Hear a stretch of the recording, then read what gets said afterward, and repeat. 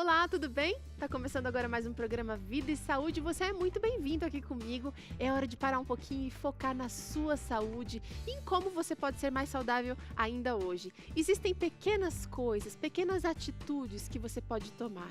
Pensa aí, vai pensando e ao longo do programa tome decisões a seu favor. No programa de hoje a gente vai te responder muitas dúvidas sobre alimentação ou introdução alimentar para as crianças, de uma maneira toda saudável, claro. E você também pode interagir com a gente através do nosso blog, através do Facebook. E antes de começar o programa, eu gosto muito de pensar em algumas frases que podem causar transformação já na nossa mente. Às vezes a gente tem sonhos, às vezes a gente tem que enfrentar desafios e acaba empurrando com a barriga ou levando a vida, procrastinando, deixando para depois aquilo que a gente precisa resolver hoje. Então a frase que eu quero deixar com você é muito curtinha, mas ela é muito importante. Diz o seguinte: faça a coisa certa e não a coisa fácil. E para pensar ao seu redor, a maioria das pessoas acaba só fazendo a coisa fácil. Mas você pode simplesmente escolher fazer a coisa certa. E eu posso deixar bem assim claro para você que Deus vai estar do seu lado quando a gente opta por fazer a vontade dele, fazer aquilo que é certo, com relação à alimentação do seu filho, a sua alimentação, com relação a mexer o seu corpo, essa máquina viva. Deus vai te dar força para fazer aquilo que é certo e não só aquilo que é fácil. Combinado? Vida e Saúde está começando, interaja com a gente, conta pra gente qual tem sido o seu maior desafio, as suas vitórias também. A sua história pode servir de inspiração para outras pessoas, então escreve pra gente, manda foto, manda sua receita, saiu direitinho conforme o que a gente mostrou aqui, ou você fez algumas adaptações, manda. Eu adoro ver quando você vai pra cozinha, leva seus filhos, faz bagunça e... isso tudo é aprendizado, isso tudo faz parte da vida. Não espere o momento ideal, não. Vai pra cozinha hoje, faz a coisa certa. Lembra aí, tá bom? Bom, hoje a gente vai conversar um pouquinho sobre alimentação infantil e a gente tá aqui com uma convidada muito especial, a doutora Marina da Ros. Posso falar da Ros ou da Ros? Tanto faz. Tanto faz. Malacarne, tudo bem, doutora? Tudo bom. Olha, a doutora Marina é infectologista e ela tem uma filha linda, Amanda, criada de uma maneira muito especial, muito carinhosa, sempre saudável. A Amanda foi um projeto muito desejado, você planejou e você também se preparou para esse momento da alimentação, né, doutora? Exatamente, eu procurei saber, o meu desejo sempre foi criar a Amanda com uma dieta vegetariana, porque é a dieta que eu sigo já há 10 anos, né?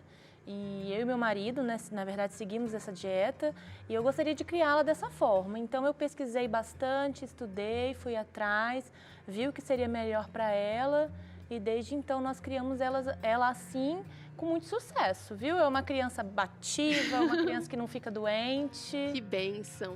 Agora é o seguinte, muita gente tem dúvidas sem fim sobre alimentação vegetariana, com medo de que a criança fique mais fraca, mais doente, com deficiência de vitaminas.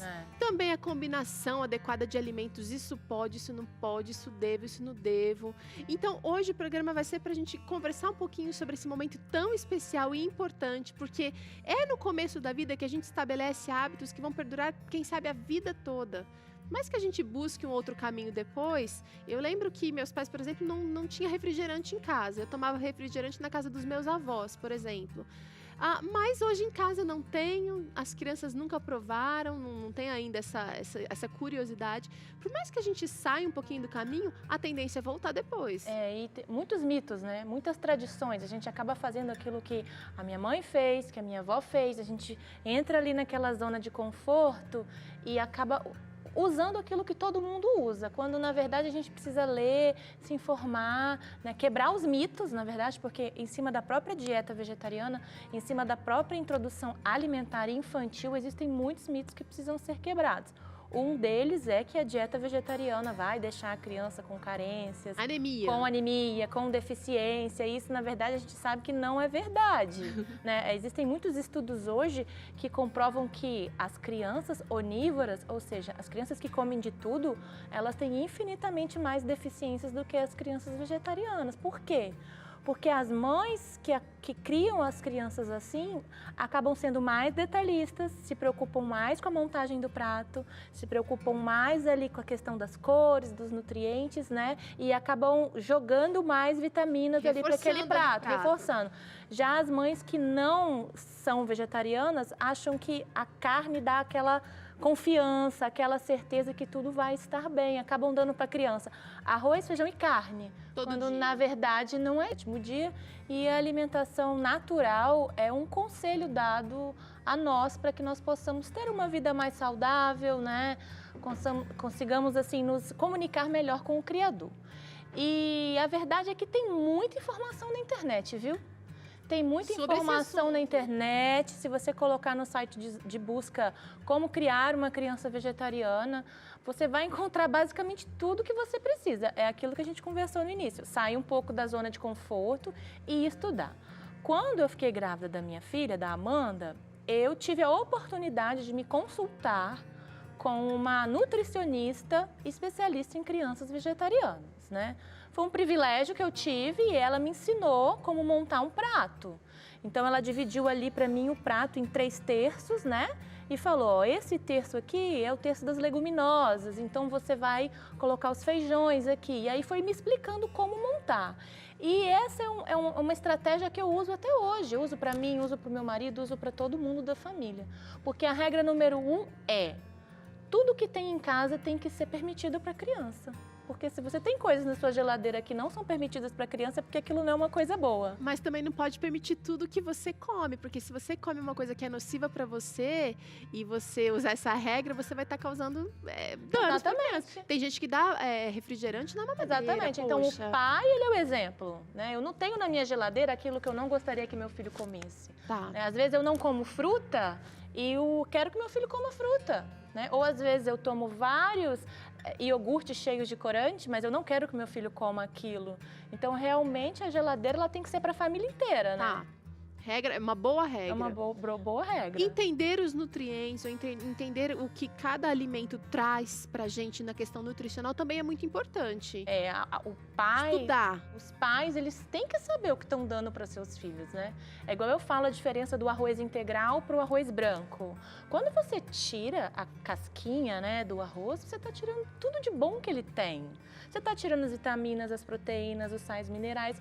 E muitos pais dão arroz branco por tradição, porque eu comi, porque o meu pai comeu, né? Então, às vezes, é falta de informação que leva o filho a ter obesidade infantil, distúrbio de comportamento, porque hoje nós temos muitos estudos científicos que comprovam uma interação íntima da alimentação infantil com TDAH, né, que é o transtorno de déficit de atenção e hiperatividade, a desatenção, as crianças agitadas demais são crianças que geralmente comem muito açúcar. Dificuldade de aprendizado. Dificuldade de aprendizado. Então, também não é só tirar a carne, né?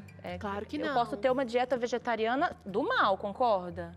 Eu posso ter uma dieta vegetariana. Batata frita é vegetariano.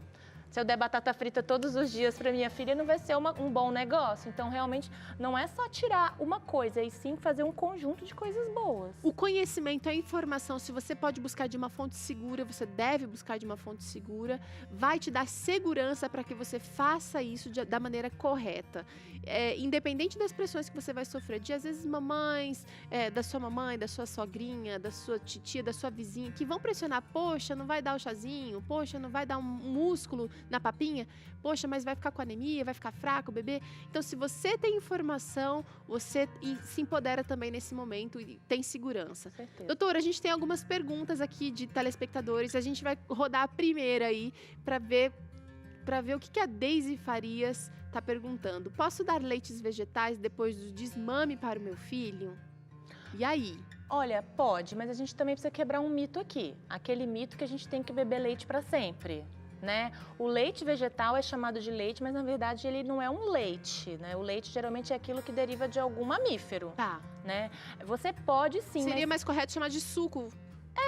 Acho que suco seria uma boa alternativa, é que ele lembra muito leite. A gente tem muito essa tendência de ter leite, né? Então, o homem, ele é o único mamífero que continua bebendo um leite de uma outra espécie na vida adulta. todos os outros desmamam, todos os outros param de beber leite numa numa época da vida, né? Se você quiser de vez em quando fazer uma preparação com leite, eu quero fazer um bolo de cenoura, coloca um leite de coco, né? Tudo bem, mas eu não vejo necessidade daquele leite, daquela mamadeira com leite até altas idades, não precisa disso. Tá. Com 2 anos, uma criança já traz de B12, por mais que existam algumas teorias, que existem algumas bactérias que a gente tenha que comer, que produzam B12, mas não é um aporte total de B12 necessário, né? Então, a gente precisa entender também a suplementação como uma coisa natural, né? Grávidas suplementam ácido fólico, idosos suplementam cálcio, crianças suplementam ferro. Por que o vegetariano não pode suplementar B12, né? E também não é um negócio super... Sempre. Tem que checar, Você verificar. você faz o seu estoque e checa o seu estoque de B12 através do exame de sangue. Tá. Você pode ficar anos sem necessitar de B12 novamente se você fizer um acompanhamento anual da sua B12, né? Então, você pode fazer por via oral, pode fazer por via intramuscular, você pode tomar uma injeção por ano de B12 e aí esquece, não fica com aquela neura como é que tá a minha B12, entendeu? Pode fazer sim. A deficiência da B12, ela causa que tipo de problemas pra gente, doutora? Anemia perniciosa, né? É uma anemia grave, pode causar a anemia megaloblástica e realmente ela é essencial à vida. Nós precisamos de B12, não pode comer essa bola de ficar sem, não. Tá. E aí, você que tá optando por esse estilo de vida, de vegetarianismo para você, para o seu filho, coloca isso na sua agenda também. Assim como a gente dá remedinho de verme para as crianças de vez em quando, faz a vacina, dá uma checada na B12 também. E a gente tem uma última pergunta aqui de telespectador, vamos ver. A Fabiana Prado tá perguntando o seguinte: quais as quantidades necessárias para suprir a proteína e o ferro de um bebê vegetariano estrito? Vamos falar então do mito das proteínas de novo, né? E ferro também. As proteínas, na verdade, existe todo um mito criado pela indústria, né? Os frigoríficos, as indústrias de carne, que acabam criando esse mito de um aporte de proteínas muito grande para alguém ser saudável. E, na verdade, não é isso que os estudos mostram. Para você ter ideia, para um adulto da minha idade, uma concha de feijão no almoço e uma concha de feijão no jantar é o aporte proteico que eu preciso para o meu dia. E olha que a gente usa proteína no nosso corpo para realizar diversas funções. Não é só músculo, não. Então, as leguminosas, né, que são os feijões e os seus parentes, né, ervilha, lentilha, grão de bico, são riquíssimos em proteína de origem vegetal, que é o suficiente para a gente poder viver bem com elas, né? O ferro, a grande importância do ferro, como os vegetais possuem ferro não M, eles necessitam de ácido ascórbico, de vitamina C, para serem bem absorvidos. Então, que as nossas sobremesas e as sobremesas dos nossos filhos, a Amanda, minha filha, já espera a frutinha dela depois do almoço. Então, ela sabe que vai chupar uma laranja, que vai comer uma maçã, que vai comer um kiwi. Pronto, ela tem 3 anos e nunca teve nenhuma deficiência de ferro. Casou, então, a saladinha ou espinafre da comidinha com a sobremesa que vai dar o... Então, depois dessa papinha, você oferece uma laranja. Pronto, é o que ele precisa mesmo. Então tá, olha, você precisa aprender a driblar as possíveis deficiências, porque se você der sempre o mesmo tipo de alimento, mesmo que seja só arroz integral, que é uma coisa boa, mas se você der arroz integral, feijão e aquela saladinha de alface e tomate todo dia, você vai até ter combustível, quem sabe, para ir levando a vida. Mas existe uma variedade muito grande, uma riqueza muito grande. Aproveita e usa aquilo que tem aí na sua região. Se a gente está falando aqui de feijão e na sua região é caríssimo o grão de bico, não vai inventar moda. Né? Eu acho que uma vez ou outra tudo bem, mas você não precisa fazer grandes estripulias, não. Usa o fruto da tua terra, o que tem aí disponível. Pesquisa a riqueza nutricional desse, não sei se é fruta-pão que você tem aí perto, não sei se é castanha de Pará, castanha de caju. Você usa aquilo que tem disponível por aí. A gente tem mais uma última pergunta. Falei que tinha acabado, mas tem mais uma última pergunta da Lina Kelly. Ela disse o seguinte: minha bebê tem 9 meses e reluto em dar carne, pois acho ela muito pequena para ingerir um alimento tão pesado. Mas como substituir essas proteínas? Você já falou de proteína? Na verdade, é a mesma pergunta, né? Posso dar o exemplo do pratinho? Vamos lá. A gente pega o pratinho e divide em 3 terços, né? 1/3 desse pratinho só leguminoso. Então, você preenche esse terço só com feijão, ou grão de bico, ou lentilha, ou ervilha. O outro terço você vai colocar o arroz integral, de preferência, dividido com algum tubérculo. Então, uma batata doce, uma batata salsa, um aipim ou mandioca, dependendo da região. E o outro terço você também divide uma verdura verde escuro sempre, para não faltar o ferro. Então, um brócolis, um espinafre, uma couve e o outro um legume. Aí é a variedade de legumes, abóbora, cenoura e assim vai. Então, sempre lembrar de fazer as divisões com um prato bem colorido. É isso que importa, bem colorido. Olha, tá aí então, Lina, para você a dica. E para você também que tem outras dúvidas, não fica aí quietinha só não. Vai atrás, corre atrás, pergunta, busca leitura de fonte confiável e você também vai poder alimentar sua família de uma maneira muito mais saudável e rica. Olha, tá fervendo a nossa papinha aqui. É isso aí. Nesse momento, quando o legume começa a dar uma amolecida e já tá um cheirinho bom por aqui, eu vou colocar as folhinhas de espinafre. E aí eu vou terminar de cozinhar. Teru, A papinha. só lembrando de evitar o sal no primeiro ano de vida, né? Pois é, você viu que eu não coloquei sal aqui muito nessa bom, nossa né? papinha. Evitar Por quê? Por quê, sobrecarga doutora? renal, né? Evitar, os rins estão em formação ainda. A criança no primeiro ano de vida, ela ainda tem muitas coisas que ainda estão sendo formadas. E a gente evita a sobrecarga de sódio nos rins até o primeiro ano de vida. E aí a mãe fala assim, mas coitadinho, vai comer uma comida sem graça, como é que eu faço? Ele não sabe, na verdade, né? As crianças, o paladar das crianças é uma página em branco. Ele não tem essa referência Ele não ainda. tem essa referência, né? Então, a verdade é que a gente tem que tentar tirar o sal da família inteira nesse momento, né? Foi o que eu fiz na minha casa. Eu fazia as comidinhas sem sal e colocava um pouquinho só no meu prato. Muito bem, eu quero saber quais as dicas que você dá então para fazer essa substituição e outras tantas, porque quando uma criança começa a se alimentar, é também uma oportunidade para a família toda rever os hábitos. Então a doutora falou assim, de tirar um pouco o sal da família também, ou de repente retirar o sal, mas aí para a comida não ficar sem graça, o que você sugere? Olha, o que eu oriento é fazer a comida da família inteira. Não tem essa questão de fazer comida separada para criança, não. Nunca fiz isso. Tá, Eu sempre fazia o arroz com muito alho, muita cebola, muito temperinho verde sem sal. tá. O feijão a mesma coisa, colocava folha de louro, colocava alho, Alho cebola, poró. alho poró, sem sal. Aquela comida era a comida da família inteira. No meu prato eu acrescentava um pouquinho do sal do rosa, que é o mais saudável, né? Uhum. E eu me adaptei a comer dessa forma. Aí quando ela fez 1 ano, eu comecei a colocar pequenas porções, bem pouquinhas. Nós já nos adaptamos com esse paladar com menos sal, que afinal de contas é bom para todo mundo, né? Combate a hipertensão, retenção hídrica. Acabou que a gente pegou o costume de todo mundo com pouco Come todo sal. mundo com pouco sal. É. Mas muito tempero. Pouco sal não Bastante significa tempero. comida sem sabor, não. Tem gente que faz sal de ervas, que acaba batendo o alho Tem juntamente. o gersal também, O né? gersal é maravilhoso. Acaba batendo o sal com um pouquinho de salsinha, um pouquinho de orégano, um pouquinho de tomilho, Limão. de alecrim. Limão ajuda bastante também. Aí, e óleo? A gente também não tá usando óleo na papinha. Qual que é a sua dica de óleo para criança? Evitar ao máximo todos os tipos de óleo. E quando precisar refogar, sabia que dá para refogar o arroz na água? Sim. Dá para refogar o arroz na água. As pessoas acham, nossa, meu Deus, meu arroz vai ficar sem gosto. Na verdade, não fica. Eu costumo refogar o alho na água, faço o arroz conforme todo mundo faz. No final, quando eu desligo o fogo, eu jogo um pouco de azeite de oliva, para não saturar o meu azeite. né? Sim. Então eu acabo colocando uma outra fonte de óleo mais saudável. Que delícia. Olha, e tá deliciosa a nossa papinha também. Quero mostrar pra você. E quando o legume estiver macio, tanto a batatinha, a mandioquinha salsa e a beterraba, aí a gente vai bater isso aqui ou no liquidificador. Eu tenho aqui um mixer.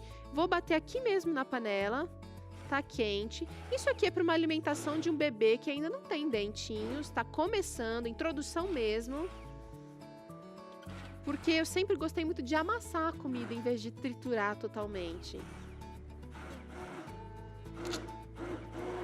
Vou aqui com cuidado para não fazer bagunça. Tô usando uma boa quantidade de ferro aqui. Tem tanto beterraba, espinafre.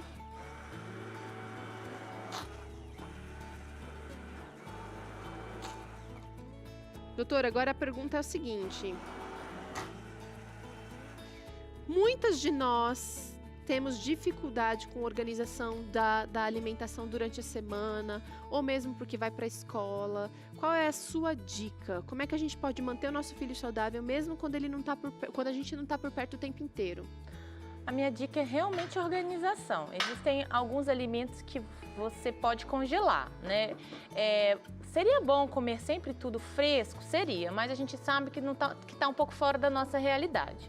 Então, por exemplo, o que eu posso congelar? Eu posso fazer o feijão no domingo, dividir em potinhos para durar a semana inteira. Tá. O arroz eu também posso congelar. O que eu não posso congelar? Os legumes. Mas quanto tempo leva para colocar um legume no vapor igual você fez aí? 15 minutos no máximo. E às vezes a panela de pressão ajuda também. Ajuda bastante. O vapor também é muito rápido, dependendo da panela. Então, realmente tentar se organizar, colocar os legumes em saquinhos, né? Para segunda, para terça, para quarta. Dá trabalho, Teru? Dá. Mas é aquilo que você falou, nem sempre o mais fácil é o melhor, né? Não, aliás, aquilo que é muito fácil, a gente não dá muito valor também. Então, a gente precisa caprichar, deixa a criatividade rolar solta, não use muitas misturas de uma vez. Você viu, a gente usou aqui 3 tipos de ingredientes, 3 ingredientes, é o espinafre, é a batata e a beterraba, porque muita coisa misturada também vai dificultar a digestão. Vai. São enzimas diferentes, são processos diferentes para digerir cada alimento, então nada de muita variedade, não é? O mesmo prato, quer dizer. Uma pergunta que sempre me fazem é assim, o que eu coloco no lugar da carne? As pessoas têm esse desejo de substituir visualmente. O que você coloca no seu prato no lugar da carne? Nada. Eu não coloco nada. Eu vi que você falou que coloca um pedaço de abóbora, um pedaço de... Na verdade, eu apenas retiro a carne e aumento um pouco a minha quantidade de leguminosas, que seria a minha fonte de proteína. Mas é porque, como o brasileiro culturalmente tem aquele prato com aquela carne, né? A gente precisa colocar algo no lugar, mas não é uma real necessidade. Então tá. Fica claro, então, que nutricionalmente você não precisa. Capricha no visual, capricha na criatividade, faz batata assada um dia, purê de batata no outro dia, não na mesma semana, mas usa o mesmo ingrediente de maneiras diferentes e divertidas também. Doutora, não sei se você vai querer provar uma papinha, mas eu acho que, como você disse que comida da casa pode ser para todo mundo, isso aí. Eu acho que essa papinha aqui vai bem como um caldinho no final do dia. Lógico. Viu? Tá leve. Aqui. Que linda!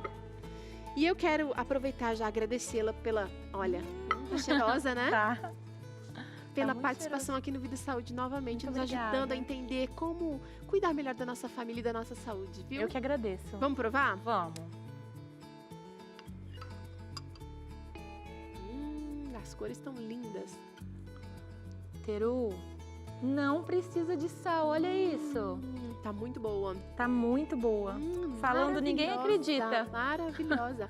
Perfeita para toda a família. Papinha vegetariana para todos nós, tá bom? A gente vai ficando por aqui.